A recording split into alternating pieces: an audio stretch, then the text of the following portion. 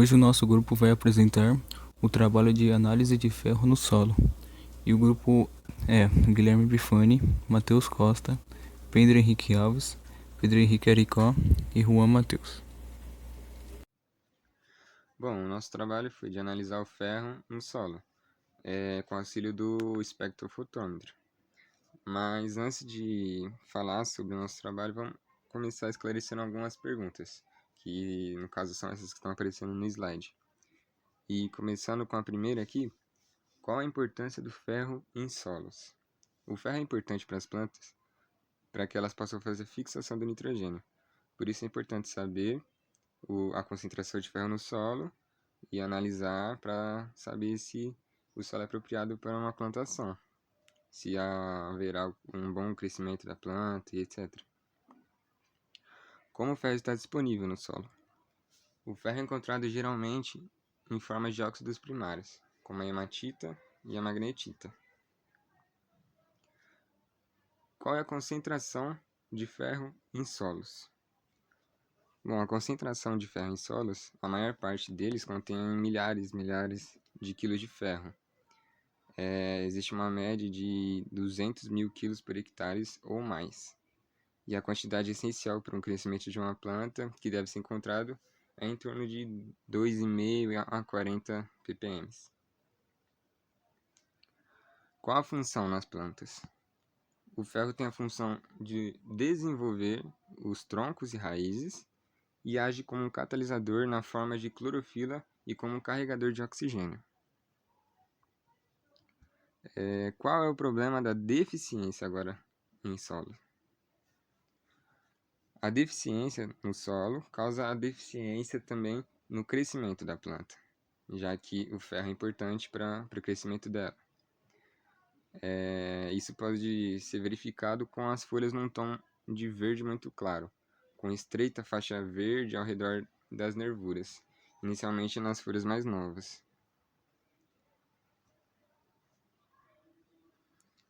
Qual o problema do excesso agora em solo? O excesso de ferro, embora ele seja um micronutriente essencial para o crescimento da planta, quando em excesso pode causar redução no crescimento e, consequentemente, na produtividade da planta. Então, nunca é bom ter muito mais do que precisa. Como é absorvido pelas plantas? O ferro ele é absorvido pelas raízes das plantas, como forma de íon, no caso o ferro 3 e o ferro 2. A absorção do ferro pelas folhas também existem, mas é relativamente baixa. E um dado que se tem é um período de 24 horas, apenas 8% do ferro aplicado em folhas de feijão são absorvidas. Então é bem baixo mesmo. Quais técnicas são utilizadas para análise de ferro no solo? Foi utilizada a técnica da espectrofotometria para analisar o ferro. E utilizamos também o método do tiocianato. Mas existem outros métodos também, como por exemplo do colorimétrico da 1-fenantrolina. Eu vou falar sobre a espectrofotometria. A espectrofotometria é o método de análise mais utilizado nas investigações biológicas e físico-químicas. Ela baseia-se na medida quantitativa da absorção da luz pelas soluções, onde a concentração na solução da substância absorvente é proporcional à quantidade de luz absorvida. Ela é usada para medir a concentração de substâncias que absorvem energia radiante em um solvente. Em qual região do espectro há absorção do complexo de ferro? Entre a região de 400 e 480 nanômetros. Qual é o máximo de absorção do complexo de ferro? 650 nanômetros, pois é o máximo de comprimento de onda que se absorve no espectro em relação à luz laranja, que é a cor do ferro na amostra. A faixa de concentração respeita a lei de Beer-Lambert? Sim, pois essa lei fala sobre a relação de concentração e absorção da luz. Ou seja, se você aumentar a concentração, logo irá também aumentar a absorvância, levando em conta também o tamanho da colheita. Então, logo, soluções mais diluídas ela contém menos absorvância, soluções menos diluídas ela vai conter mais absorvância. O sinal analítico foi proporcional ao aumento da concentração?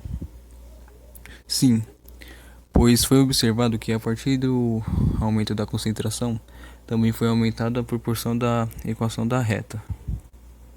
Eu vou falar sobre as vantagens e desvantagens do espectrofotômetro.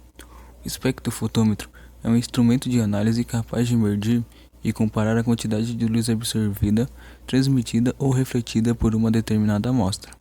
Existem duas classes de espectrofotômetros, o de feixe simples e o de duplo feixe, e eles são constituídos por 5 componentes principais: as fontes de radiação, o monocromador, o porta-amostras, os detectores e o indicador de sinal. O resultado da espectrofotometria é dado por um gráfico que é conhecido como espectro e fornece informações de intensidade por comprimento de onda de fonte de luz, e os seus resultados são dados em nanômetros. E para que os resultados obtidos sejam precisos, é necessário sempre utilizando padrões conhecidos.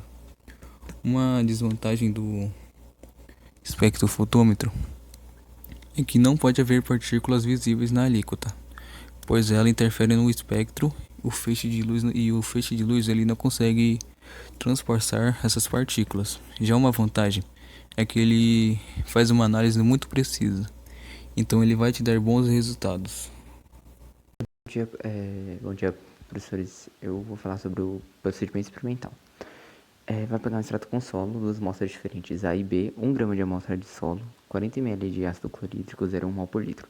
Vai agitar por 40 minutos no agitador magnético e depois filtrar para um balão volumétrico com ácido clorídrico 0,1 mol e até completar o volume. Esse vai ter o extrato ácido de solo, com a solução ferro 2 e 3. Qual a importância da homogeneização das amostras A e B? Para maior representatividade de ambas as amostras. Qual a importância de realizar a abertura da amostra? Para que a concentração ali seja adequada na amostra. A importância da utilização do branco é para zerar o espectrofotômetro e eliminar interferência. E a sua composição é o mesmo procedimento da amostra, com 1,0 ml de tiocianato e completa com ácido clorídrico 0,1 mol também, só que você não pega o solo. Assim você tem o branco. E em todo o experimento foi usado 1,0 mol, um balão de 10. O segundo método que se pode analisar o ferro do solo é o método do polimérico da 1,0 da fenantrolina. O método colorimétrico da 1,0 fenantrolina transfere-se 1 ml de extrato para um balão volumétrico de 100 ml e em seguida completar seu volume com água deionizada.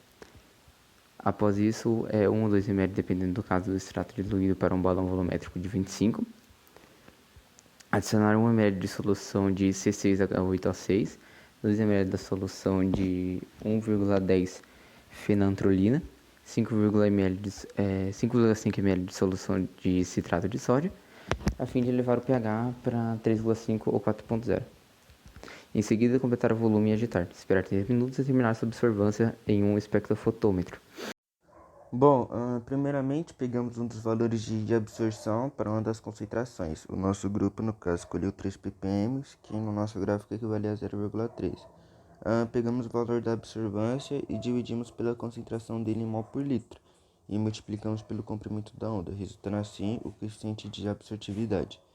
É onde ele serve basicamente para a gente saber quanto de radiação que 1 mol de substância absorve em um comprimento de onda. Após essa conta, tivemos que descobrir a absorvância do ferro, com uma conta bem simples também, que era absorvância igual a concentração vezes o coeficiente angular menos o coeficiente linear, onde eles aparecem abaixo do gráfico, perto do y, onde o linear ele aparece subtraindo e o angular ele aparece multiplicando.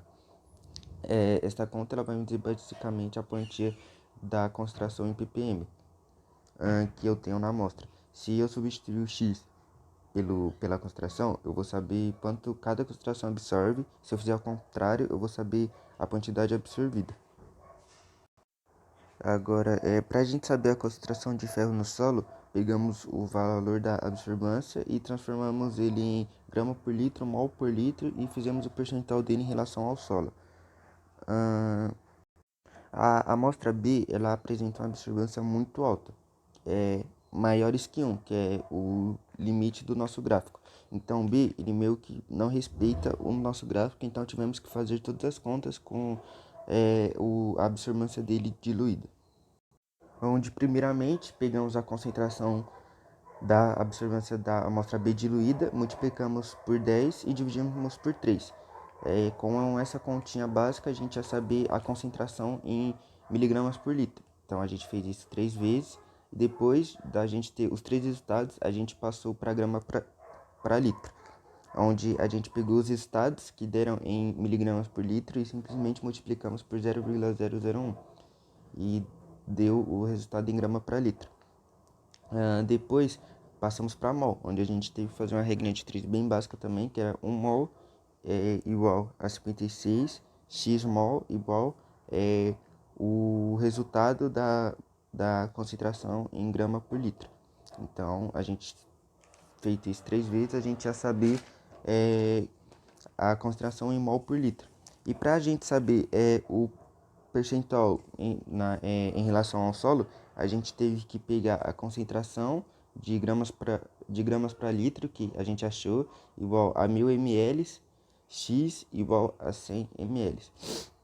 Feito isso 3 vezes, a gente ia saber o percentual presentes na amostra e atender todos os critérios que foram pedidos nas questões. Leitura do equipamento. Esse gráfico, que parece uma montanha, é a varredura. Ela vai analisar o ponto máximo de absorção da nossa amostra, um parâmetro de 400 a 600 nanômetros. E esse gráfico é o gráfico de dispersão. Cada ponto dele é uma solução que foi preparada no laboratório, sendo da mais concentrada, representada pelo primeiro ponto, e a menos concentrada, representada pelo último. É com esse gráfico que foi obtido os valores da reta, coeficiente de absorção, coeficiente de determinação e coeficiente angular. Doutor Aricó, e eu vou falar um pouco sobre a conclusão do nosso grupo. Foi possível realizar a análise do ferro? Sim, foi bem fácil e coerente e a gente obtivemos, né, bons resultados. Se o método foi eficiente, foi sim. Não houve grandes erros na parte prática e nem grandes preocupações. O que pode inferir nos resultados? Talvez algum processo que a gente não fez com grande atenção, mas os resultados foram bons. Porém, temos que analisar alguns detalhes. E se houve um crescimento no grupo, acho que um pouco sim, mas como a gente está nessa época de quarentena, ficar em casa, o grupo não tem tanta eficiência e comunicação, então tivemos um problema em comunicações. E quais permaneceram latentes? Alguns problemas, como comunicação mesmo, do grupo, mas que mais para frente pode ser organizado. Essas foram nossas referências bibliográficas que a gente obteve no processo.